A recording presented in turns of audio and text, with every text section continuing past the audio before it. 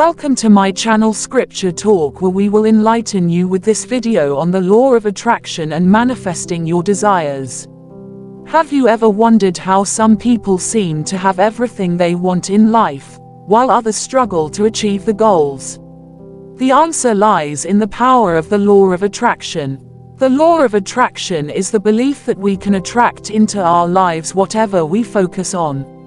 If we focus on negative thoughts and feelings, we will attract negative experiences. But if we focus on positive thoughts and feelings, we will attract positive experiences. The key to manifesting your desires is to focus on what you want, not on what you don't want.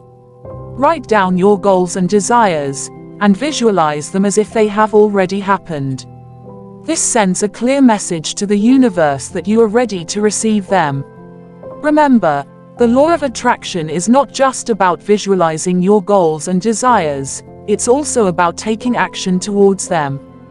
Take small steps every day to move towards your goals, and trust that the universe will bring them to you. So, start focusing on your desires, take action towards them, and trust that the universe will bring them to you. The law of attraction is powerful, and you have the ability to manifest your desires and live the life of your dreams.